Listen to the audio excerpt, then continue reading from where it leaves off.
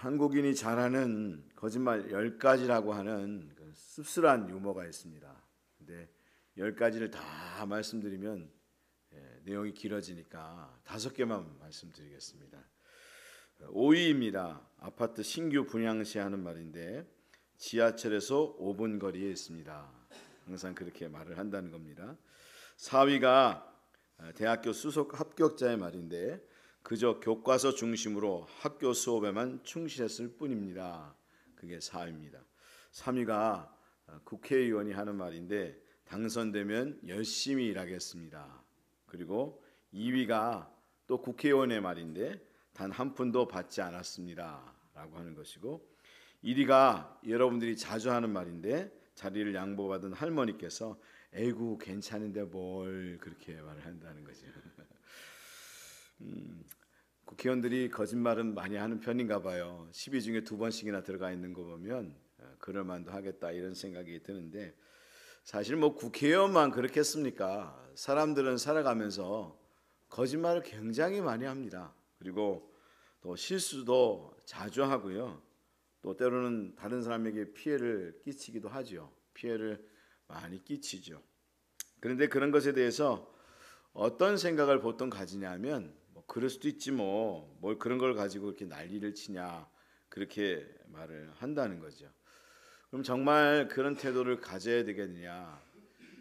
그런 이야기를 듣는 사람 또 피해를 당하는 사람 입장에서는 항상 우리가 그럴 수도 있지 다 우리 실수하지 그런 마음을 가져야 되겠지만 그걸 말하는 그 당사자 또 피해를 끼치는 당사자는 그러면 안 되지 이런 마음을 가져야 하겠죠. 근데 이게 자꾸만 거꾸로 항상 생각하니까 문제가 되는 거잖아요. 근데 뭐 하나님은 어떻게 생각할까? 오늘 말씀이 이야기해 주는 장이 바로 오늘 레위기 5장 14절에서부터 6장 7절의 말씀입니다. 바로 거짓말 또 실수 다른 사람에게 피해를 끼치는 그런 경우에 하나님은 뭐라고 우리에게 말씀하신가라고 하는 걸 다루고 있는 것이 바로 오늘 속건제 제사의 내용이다라고 하는 거죠. 레위기 5장 14절부터 6장 7절까지의 내용은 어떤 제사를 다룬다고요? 속건제의 제사를 다루고 있어요. 우리가 오늘 성경 공부할 내용이 바로 속건제라고 하는 것에 대한 제사인데요. 이 제사를 한마디로 정의를 한다면 뭐라고 정의할 수 있는가 하면 허물을 위한 제사이고 배상이 요구되는 제사이다. 그렇게 말할 수 있다는 거예요. 어떻게 말한다고요? 허물을 위한 제사이고 배상이 요구되는 제사이다. 그렇게 말을 할 수 있다라고 하는 거죠. 여러분 우리가 지난주에는 속죄제에 대하여 공부를 했었습니다. 속죄제를 한마디로 정의하면 뭐라고 말한다 그랬어요? 진영 밖에서 태워지고 향기가 없는 제사이다. 그렇게 말을 했다는 거죠. 속죄제의 제사. 근데 우리가 속죄제의 제사를 드렸으면 다 되는 거잖아요. 뭘 또 제사를 드려요. 그렇잖아요. 지은 죄에 대해서 우리가 제사를 드렸으면 되지 뭐 또 속건제를 드리냐 그렇게 생각을 하는데요. 하나님은 속죄제를 드린 사람에게 또 속건제도 드려라 그렇게 말을 한다는 거죠. 그러면 왜 우리가 속건제를 드려야 되는가? 그럼 속건제의 제사가 무엇이기 때문에 속건제를 드리라고 말하냐라고 하는 걸 알아야 되는데 바로 이 속건제에 대한 규례가 오늘 기록되어 있는데 속건제는 언제 드리는 제사인가 하면 제물을 바칠 때에 그 제물을 드리는 예배자가 제사자가 실수를 했을 때 그러니까 제사를 드리면서 실수를 한 경우 또는 부지 중에 잘못했을 경우 또는 이웃에게 피해를 끼쳤을 경우 그러니까 여기에 특징은 뭐냐면 계속해서 반복되는 단어와 특징이 뭐냐면 실수와 허물과 과실이에요. 뭐라고요? 실수와 허물과 과실. 바로 실수와 허물과 과실을 저질렀을 경우 또는 이웃에게 피해를 끼쳤을 경우 그럴 때 드리는 제사이고 그리고 이 제사의 특징은 무엇이 가장 두드러지는 특징인가 하면 배상을 해야 한다라고 하는 걸 말해 주는 거예요. 뭘 해야 된다고요? 배상을 해야 한다. 이게 특징이에요. 이게 우리가 보통 배상, 보상 하면 맨날 헷갈리잖아요. 배상은 일반인이 하는 걸 배상이라고 하고 보상은 국가가 지급할 때 보상이라고 그렇게 인터넷에 나오더라고요. 어쨌든 배상이나 보상을 해야 하는 제사, 그러니까 피해자의 물질적인 부분이 당연히 배상받아야 한다라는데 오늘 본질이 담겨져 있다라고 하는 거죠. 그래서 속건제의 제사하면 무엇을 위한 제사라고요? 허물을 위한 제사이고 배상이 요구되는 제사이다라는 사실을 알아야 된다는 거죠. 그래서 이 오늘 말씀을 보면 레위기 5장 14절부터 19절 말씀을 보면 가장 먼저는 누구에게 실수했을 때 우리가 그것에 대한 대가를 지불해야 하는가에 대해서 하는가 하면 누구에 대해서요? 하나님께 대하여. 그래서 하나님께 대하여 실수나 허물과 과실을 했을 경우, 그래서 성물이나 계명에 대해서 부지 중에 실수했을 때 15절부터 17절 말씀을 보면 15절 말씀만 우리 함께 읽겠습니다. 누구든지 여호와의 성물에 대하여 부지 중에 범죄하였으면 여호와께 속건제를 드리되 내가 지정한 가치를 따라 성소의 세겔로 몇 세겔 은에 상당한 흠없는 순양을 양떼 중에서 끌어다가 속건제로 드려서, 그렇게 말하면서 여호와의 성물에 대해서 부지 중에 모르게 범죄했을 경우 그것을 깨달았을 때 하나님 앞에 속건제를 드려야 한다라고 하는 걸 말해주고 있는 거예요. 그리고 레위기 5장 17절 말씀에도 여호와의 계명 중 하나를 부지 중에 범했을 때 그건 허물이라 벌을 당할 것이다, 그렇게 말하면서 하나님 앞에 행할 때에 우리가 몰라서 그랬어요, 몰라서 실수했어요, 몰라서 잘못했어요, 다시 말하면 자기도 모르게 실수한 경우, 이런 경우도 죄고 악하다. 하나님 보실 때 우리 보통 그렇게 말하잖아요. 이건 실수인데, 이건 허물인데 모르고 한 건데 그냥 받아줘야 되지 않냐, 그렇게 말하는데 하나님은 그것도 죄고 악이라고 말을 한다는 거죠. 왜냐하면 그것이 누구에게 잘못한 거니까요. 19절 말씀 같이 읽습니다. 레위기 5장 19절 이는 속건제니 그가 여호와 앞에 참으로 잘못을 저질렀음이니라. 지금 누구에게 잘못한 거라고요? 하나님 앞에, 여호와 앞에 잘못한 것이라는 거예요. 그러니까 우리가 보통 우리가 실수나 잘못을 했을 때 우리는 그깟 것 가지고 뭘 그런 걸 가지고 그러냐, 문제 삼냐, 그렇게 생각하지만 성경은 그렇게 생각하지 않는다는 거예요. 하나님은 그것이 커다란 죄악이고 그리고 악한 거다. 왜냐하면 그것이 하나님 앞에 참으로 잘못한 것이기 때문이다. 그렇게 하나님은 평가하고 있다는 거예요. 이런 판단 기준이 하나님께 있습니다. 우리는 보통 기준을 누구한테로 잡는가 하면 나한테로 잡거든요. 우리는 이게 뭘 잘못했다고 그래. 그리고 예수 믿는 사람들이 가장 실수를 잘 범하는 게 다른 친구들은 다 그렇게 사는데 왜 우리는 그렇게 살아야 돼요? 애들도 그럴 때 많거든요. 아빠 왜 꼭 우리가 그렇게 해야 돼요? 그래, 말이 맞아, 네 말이 맞아. 근데 우리는 그렇게 안 할 수도 있지만 하나님 앞에서 하나님께 대한 기준 잣대를 놓고 보면 우리는 하나님 앞에 부족할 수밖에 없다라고 하는 거죠. 그래서 여러분, 우리가 한 사람도 하나님 앞에 심판받지 않을 사람이 없다는 거예요. 그래서 여러분 그렇잖아요. 어떤 사람은 보면 진짜 착한 사람이 있습니다. 여러분 법 없이도 살 사람이 있습니다. 여러분 그렇지요? 진짜 법 없이 살 사람도 있어요. 예수 안 믿는 사람 중에 진짜 법 없이 사는 사람이 있어요. 야, 저 사람은 나보다 낫네. 야, 목사보다 낫고 장로님보다 낫네. 이런 분들이 있어요. 근데 그 사람은 천국 갈까요? 지옥 갈까요? 어떻게 하셨어요? 왜 지옥 가요? 착하게 살았는데. 하나님을 안 믿으니까. 그거 당연히 맞아요. 하나님을 안 믿으니까 여러분 지옥 가는데, 하나님 안 믿는 것뿐만 아니라 그들도 다 죄인이기 때문이라는 거예요. 다 죄인이다. 왜 다 죄인이냐? 우리가 말하는 가치를 가지고 봤을 때 내가 무슨 죄를 졌다고 말해, 그렇게 말하는데 하나님이 이렇게 샅샅이 지지면 한 사람도 이런 털어서 먼지 안 나는 사람 있다 없다? 없다. 하나님 앞에서는 다 죄인이다. 그래서 여러분, 사람들이 실수하고 잘못하잖아요. 그래서 모든 사람은 다 죄인이고 그리고 심판받아 지옥 갈 수밖에 없는 거다. 그래서 에베소 2장 1절 말씀에 성경 말씀을 보면 예수님께서 십자가에 달려 죽으셨다고 말했는데 뭐라고 예수님께서 말씀하시는가 하면 성경 말씀에 말씀하는가 하면 그는 허물과 죄로 죽었던 너희를 살리셨도다 그렇게 말한다는 거예요. 에베소 2장 1절 말씀에 뭐라고 말한다고요?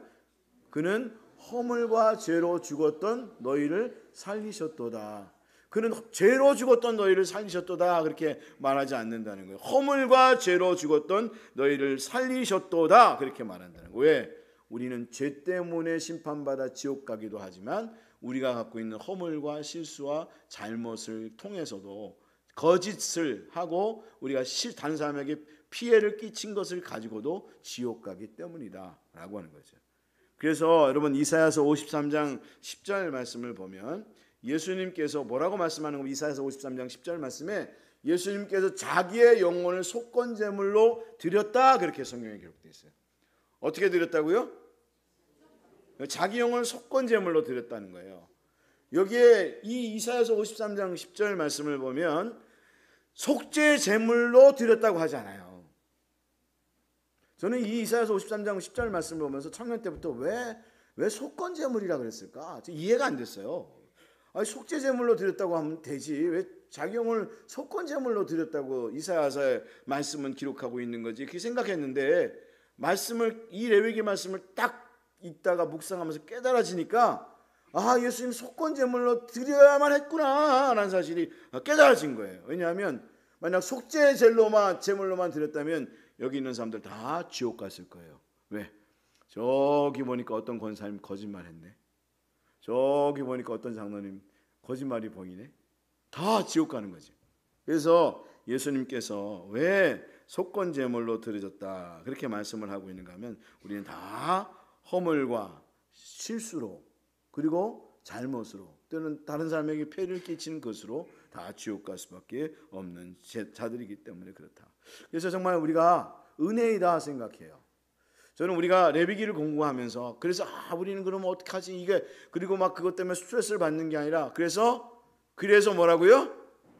은혜다. 따라하겠습니다. 그래서 은혜이다. 진짜 은혜인 것 같아요. 왜냐하면 저같이 착한 사람도 지옥 안 가고 천국 가잖아요.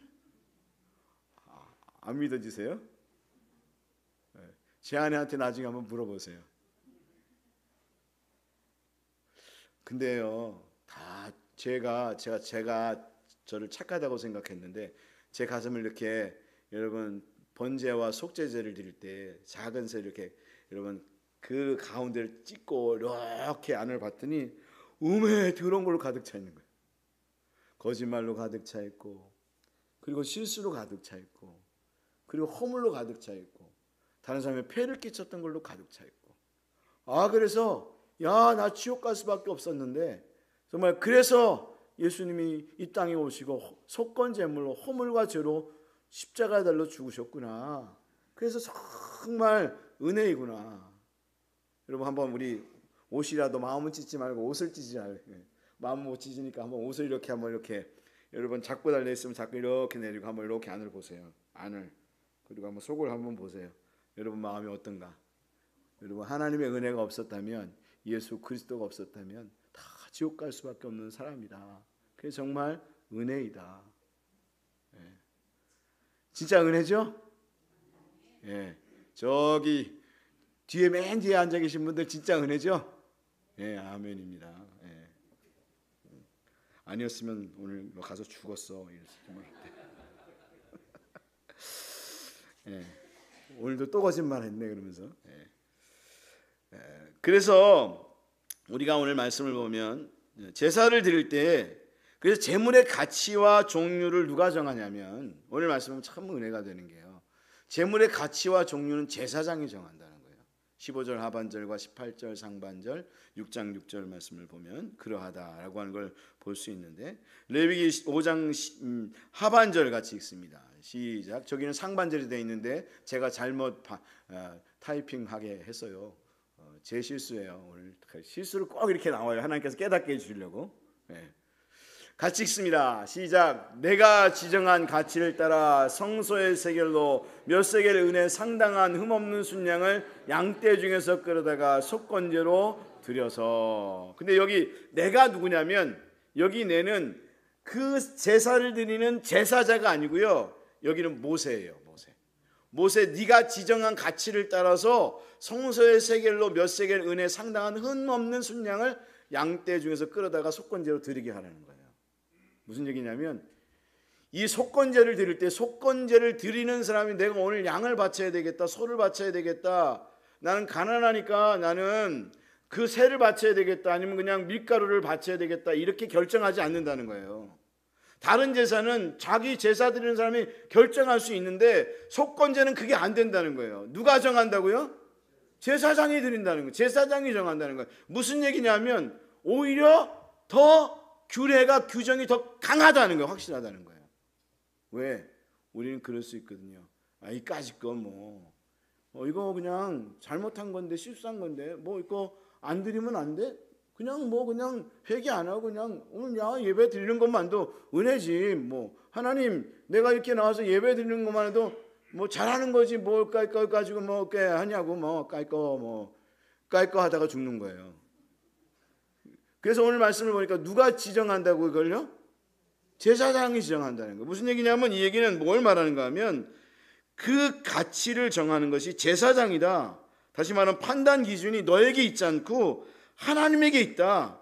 다시 말하면 실수나 허물이나 가시라고 우습게 여겨서는 안 된다. 오히려 하나님은 더 그것을 정말 엄격하게 다루신다라고 하는 걸 말해 주는 거고, 그렇기 때문에 우리는 하나님 앞에서 실수나 허물이나 과실이나 작은 죄악을 우습게 여기는 태도를 가져서는 안 된다. 왜냐하면, 왜 그러하냐면 사실 우리가 사소하고 작다고 생각하는 죄악 때문에 심판받고 지옥 가기 때문이다 라고 하는 거죠. 여러분 생각을 해보십시오. 우리가 큰 죄악을 저지르는 사람은, 톨스토이의 그런 이야기가 사실 있어요. 소설 중에 큰 돌과 작은 돌의 예화라는 게 있어요. 큰 돌은, 여러분, 큰 돌은 크니까 이게 잘못이네 알죠, 그렇죠? 근데 여러분, 작은 것들은 작기 때문에 알 수 있을까요, 모를까요? 오히려 잘 몰라요. 그래서 우리가 회개하지 않아요. 큰 죄를 저지른 사람은 내가 지은 죄 때문에 회개를 해요. 내가 이렇게 하나님 앞에 하나님, 잘못했어요. 그러면서 막 회개하는데, 작은 죄를 저지른 사람 평생 가도 회개를 안 한다는 거예요. 그러니까 그러다가 어떻게 간다? 어디 간다? 지옥 간다. 왜 그러냐면, 여러분, 로마서 1장 28절 32절 말씀에 보면 사형에 해당하는 죄에 대하여 바울이 말합니다. 로마서 1장 28절부터 32절은 무엇에 해당하는 죄를 말한다고요? 사형에 해당하는 죄를 말해요. 그래서 사형에 해당하는 죄를 일거수 계속해서 반복해서 이야기하는데, 거기 보면 참 재밌는 게요, 사형에 해당하는 죄에 수근수근하는 것, 비방하는 것, 교만한 것, 자랑하는 것, 부모를 거역하는 것, 이런 게 다 무슨 죄에 해당한다고요? 사형에 해당한다고요. 여기 다 죽었네. 왜? 여기 다 보니까 수근수근 안 된 적 없잖아요. 그렇죠? 저는 예전에 담임 목사님 그 뒤에 따라오시는데, 담임 목사님 뒤에 따라온지도 모르고 청년 때 담임 목사님, 우리 목사님을 막 욕했거든요. 그랬더니 뒤에서 따라오시면서 성우야 알았어. 제가 얼마나 식은땀이 흘렀는지 몰라요. 뒤에 따라오시는지도 모르고 청년 때, 또 청년 때는 의기가 있잖아요. 교회가 그러면 되냐고 이러고, 목사님이 어떻게 그러다가 뒤에서 알았다니까 그래가지고 수근수근 제가 아마 지옥 제일 먼저 가 있을지도 몰라요. 여기도 다 그렇잖아요. 수근수근대고 비방하고 교만하고 자랑하고 부모를 거역하고, 거기 그 외에도 많이 나와요. 나중에 한번 로마서 1장 28절부터 32절 찾아서 읽어보세요. 사람은 살인하고 도적질한 것만 사형에 해당하는 게 아니라 수근수근대는 거, 비방하는 거, 교만한 것도, 자랑하는 것도 다 지옥 갈 수밖에 없고 죽을 수밖에 없는 죄이다라는 사실을 말해주고 있는 거거든요. 그래서 정말 우리가 은혜 가운데 사는 거다, 지옥 갈 수밖에 없는 우리를 예수님께서 이 땅에 오셔서 십자가에 달려 죽으심으로 우리가 구원받았구나, 이 사실을 깨닫게 되는데요. 하나님은 오늘 말씀을 통해서 뭐라고 말씀하는가 하면, 잘못한 것에 대해서는 분명한 보상과 배상을 해야 한다라고 하는 걸 말해 줍니다. 그럼 왜 이것을 그렇게 강조하는가 하면 너희가 우습게 생각하면 안 된다는 거예요. 그것에 대해서 더 분명한 어떤 도덕과 윤리와 가치를 잣대를 대시면서 우리가 그런 자리로 나가지 않도록 하나님께서 말씀해 주고 있는 거죠. 그래서 레위기 5장, 이게 속건제의 가장 중요한 특징이 앞에도 이야기한 것처럼 허물과 실수를 위하여 드리는 제사고, 무엇을 위한 제사라고요? 바로 보상을 해야 하는 제사이다 라고 하는 걸 말해 주잖아요. 그래서 레위기 5장 16절 6장 5절 말씀을 보면 5장 16절만 일단 읽겠습니다. 성물에 대한 잘못을 보상하되 그것의 5분의 1을 더하여 제사장에게 줄 것이요 제사장은 그 속건제의 순양으로 그를 위하여 속죄한즉 그가 사함을 받으리라. 다시 말하면 하나님께서는 그 실수 그냥 잘못했어 그래 알았어 하고 끝나지 않는다는 거. 오히려 그리고 그것에 대한 대가를, 더 큰 대가를 지불할 것을 말씀해 주고 있는데, 이웃에게 피해를 끼쳤을 경우에도 동일하다는 거예요. 6장 1절부터 7절까지의 말씀은 바로 이웃에게 피해를 끼쳤을 경우 어떻게 행할 것을 말해주는 규례라고 말할 수 있는데, 그 내용들을 보면 바로 다양한 내용들이 나옵니다. 맡은 물건을 잘 간수하지 못한 경우, 우리 그런 경우 있잖아요. 맡은 물건 잘 간수하지 못해서, 그래서 물건이 뭐 상했다든지 곰팡이가 났다든지 그러면 그냥 에이 이거 그냥 봐줘요 하고 끝나잖아요. 하나님은 그렇게 말하지 않는 거죠. 또 잘못된 거래를 했을 경우, 도둑질을 했을 경우, 또 이웃의 것을 착취하고 부인한 경우, 또 주인 잃은 물건에 대해서 잘못 처리를 한 경우, 거짓 맹세를 한 경우, 다양한 경우에 상대방에게 피해를 끼쳤을 경우 그럼 어떻게 하냐? 당사자는 실수나 허물이라고 해서 넘어가서는 안 되고 당연히 배상을 해야 한다. 그리고 그 배상도 여러분 대충 하는 게 아니라 보통 우리가 요즘 말하는 징벌적 손해배상이라는 얘기 있잖아요. 그 징벌적 손해배상이 뭐예요? 그 배상을 아주 값을 크게 지불해서 다시는 죄를 짓지 못하게 하는 거잖아요. 어떻게 보면 사실 요즘 실수라든가 허물이라든가 이런 국가에서 보면 사회라든가 이런 기업들이 우습게 모든 일들을 처리하는 이유는 어떤 배상이나 보상이 너무 약하기 때문인 거거든요. 그래서 징벌적 손해배상을 해야 한다라는 이야기가 나오는데 사실 성경에 그 원리가 있는 거예요. 그래서 그것에 대해서 여러분 넘어가서는 안 되고 배상해야 한다라고 하는 걸 말해 주는데, 근데 어떻게 배상하라 그랬어요? 레위기 6장 5절 같이 읽습니다. 그 거짓 맹세한 모든 물건을 돌려보내되 곧 그 본래 물건의 5분의 1을 더하여 돌려보낼 것이니 그 죄가 드러나는 날에 그 임자에게 줄 것이요. 얼마큼을 더하여 돌려보내라고요? 5분의 1을 더하여. 그냥 내가 그 물건 뭐 100만 원을 손해보게 했는데 100만 원 됐지? 강이 아니라 100만 원의 5분의 1이면 얼마입니까? 20만 원. 얼마예요? 예, 20만 원. 20만 원을 더해서 120만 원을 줘서 돌려보내야 한다라고 하는 거죠. 근데 하나님께서는 5분의 1을 더 돌려보내라 그렇게 말했는데, 진짜 은혜 받은 사람들은 그렇게 된다는 거예요. 은혜를 받으면 더 정말 이 일에 대해서 누가 막 이렇게 하라고 해서 어떤 도덕적이고 윤리적이고 의무감이나 율법에 의해서가 아니라 하나님의 은혜를 받으면 그렇게 하나님의 마음을 가지고 행하게 되는데, 그 대표적인 사람이 누구였죠? 누가복음 19장 1절부터 10절 말씀을 보면 삭개오가 예수님을 만나고 은혜를 받으니까 어떻게 했어요? 가난한 자에게 소유의 절반을 주고 속여 취한 것에는 어떻게 하겠다 그랬죠?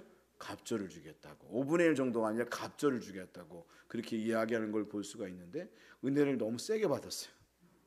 이렇게까지 받지 않았으면 좋겠어요. 저는. 갑절을 주면 저는 그지가 되거든요. 그렇잖아요. 근데 어쨌든 성경의 원리는 어디까지요? 5분의 1을 더해서 줘라. 그만큼 너희가 실수나 허물이나 작은 그런 과오라고 우습게 여기는 그런 사람이 돼서는 안 된다라고 하는 걸 말해 주는 거죠. 그래서 은혜를 받은 사람들은 깨닫게 되고, 그리고 은혜를 받으면 생각이 달라져요. 욥은 처음에 스스로 의롭다고 했다가 은혜를 받게 되니까 어떻게 말했는가 하면, 어떻게 고백했는가 하면 욥기 42장 4절부터 5절 말씀을 보면 내가 주께 대하여 귀로 듣기만 하였사오니 이제는 눈으로 주를 배움나이다.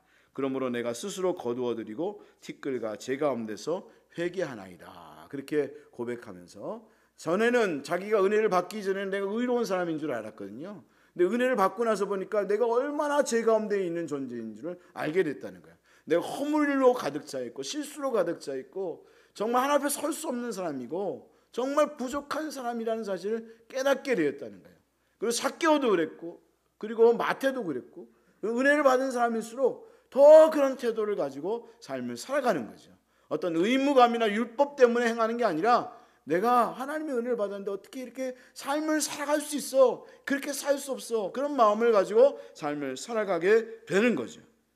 여러분 우리 시온의 빛교회 성도들이 어떤 율법이나 의무감 이런 것으로 여러분 내가 더 진짜 그런 삶을 살아가야지 이런 마음이 아니라 여러분 하나님의 은혜를 정말 충만히 받아서 여러분 그 마음을 가지고 다른 사람한테 미안하다고 고백하고 잘못한 것이 있으면 사죄하고 그리고 또 그것에 대해서 물질적으로 보상을 해야 되면 보상을 하고 그리고 또 베풀 수 있는 사람이 될 수 있으면 베풀 수 있는 그런 믿음의 성도들이 될 수 있으셨으면 정말 좋겠습니다.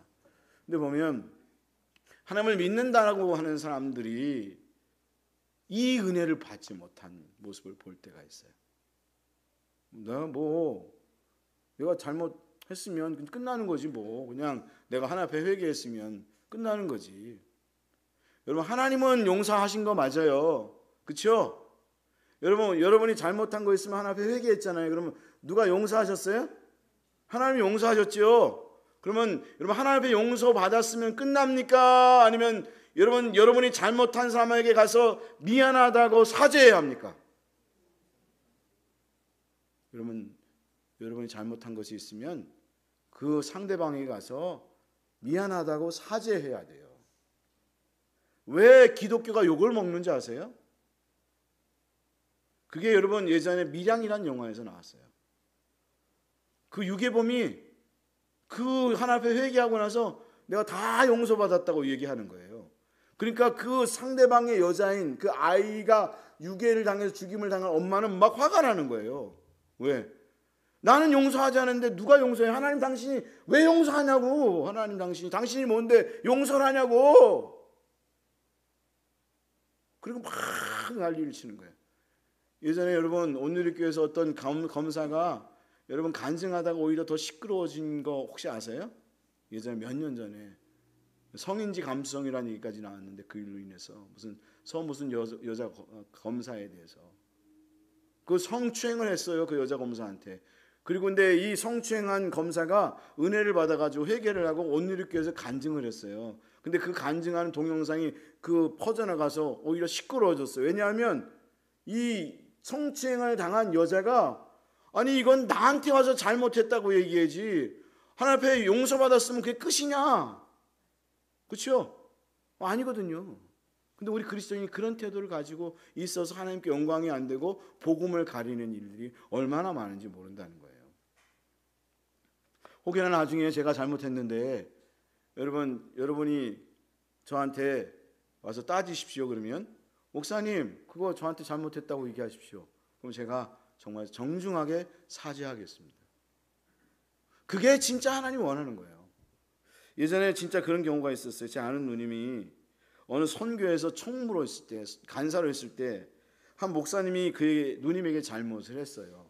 근데 깨닫지 못하다가 깨달았을 때 그 목사님이 깨달은 것으로 끝난 게 아니라 그리고 하나님 앞에 회개했단 말이죠. 그리고 나서 그 간사 그 누님한테 개인적으로 찾아가서 용서를 구한 게 아니고 그 직원 모두 앞에서 자기가 잘못했다고 얘기했어요.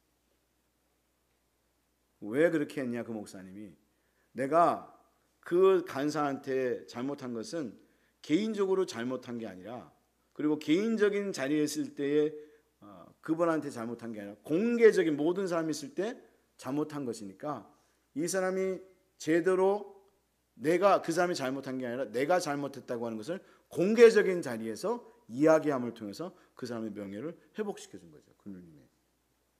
그래서 이게 지금 굉장히 중요하다고 생각을 해요. 저는 우리가 왜 어떤 저주가 끊어지지 않냐면 바로 이 부분, 이 속건죄의 문제가 해결되지 않아요. 속죄죄가 아니라요. 사실은 우리의 저주는 주권제적인 문제가 해결되지 않기 때문인 거예요.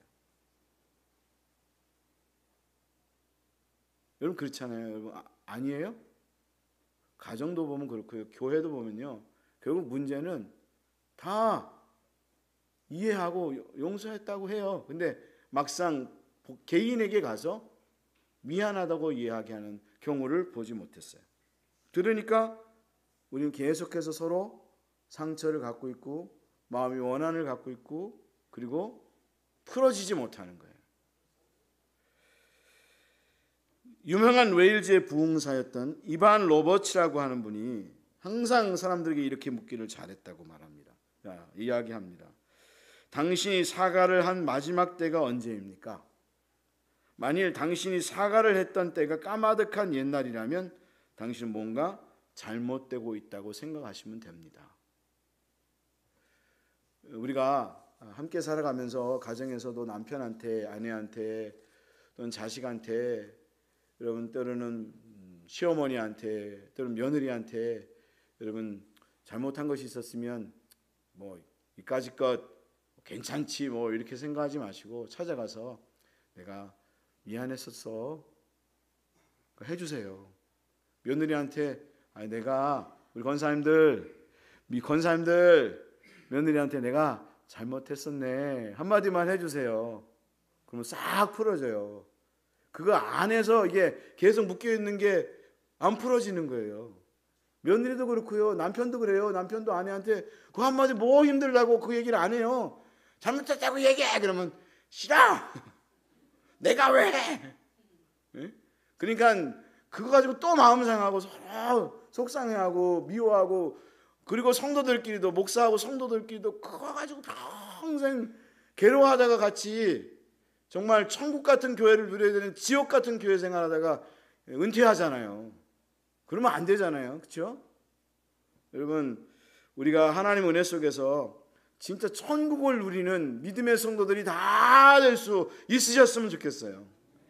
그걸 받느냐 안 받느냐는 상대방의 문제고 난 내 몫을 해. 나는 상대방한테 미안하다고 이야기하고 그리고 상대방이 배상을 요구하면 알았다고 배상해주고 그리고 풀어가면서 하나님 나라를 만들어가는 믿음의 사람이 되어야 하겠다. 그게 하나님이 우리에게 정말로 원하는 거다. 그러면 왜 우리가 그렇게 허물이나 실수를 행할까요? 그게 6장 2절 말씀인데 이게 참 영적인 것 같아요. 그래서 6장 2절 말씀 같이 읽겠습니다. 시작.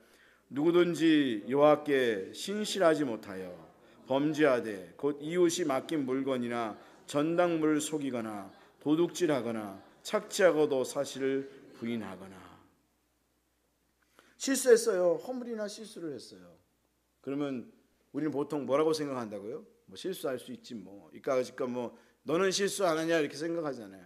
그리고 생각하기를 뭐 실수할 수 있는 거고 뭐 하다 보면 살다 보면 그런 일들도 있지 이렇게 생각하는데 하나님은 우리에게 뭐라고 말하냐면 네가 그렇게 자꾸만 실수하고 허물을 가지게 되고 그리고 그렇게 상대방에게 폐를 끼치는 중요한 이유는 네가 누구에게 신실하지 못하기 때문이라고요? 여호와께 신실하지 못하기 때문이라고요. 그러니까 만약 우리 자신이 정말 실수가 많고 허물이 많고 상대방에게 자꾸만 폐를 끼치는 그런 일을 많이 하면 나는 분명히 가장 더 궁극적으로 올라가서는 내가 하나님께 신실하지 못하고 있구나. 내가 하나님께 신실한 마음으로 사람을 대한다면 이런 실수가 안 나오지. 내가 하나님 앞에 신실한 마음으로 일을 한다면 그런 실수가 안 나오지. 여러분 내가 어떤 일을 할 때 실수가 나오면 그 실수의 문제를 찾기보다도 나는 하나님 앞에 신실하고 있는가 요즘. 나는 정말 하나님 앞에 신실한 마음으로 사람을 대하고 하나님 앞에 신실한 마음으로 일을 대하고 주님의 일을 대하고 있는가. 여러분 그런 마음을 가지고 그리고 모든 일들을 잘 대할 수 있는 믿음의 성도들이 될 수 있으셨으면 정말 좋겠습니다. 우리 한번 적용 한번 볼까요? 여러분은 실수나 잘못을 했을 때 왜 그렇게 실수나 잘못을 하고 있다고 생각하는가? 뭐 그런 것이 있으면 그 이유를 고쳐가야겠죠. 그러나 종국적으로 하나님 앞에서 나는 어떤 모습인가라고 하는 걸 살펴봐야 되겠고 두 번째 같이 읽습니다. 여러분은 사람에게나 실수나 잘못을 했을 때에 모른 척하거나 미안하다고 말한 것으로 끝난 적은 없는가? 하나님은 여러분에게 어떻게 하시기를 원하시는가? 나누어 보자. 저는 우리 교회가 그런 일들이 있을 때마다 그냥 서로 모른 척하고, 우리는 보통 그렇게 말할 때 보통 젊은이들은 쌩깐다 그러잖아요.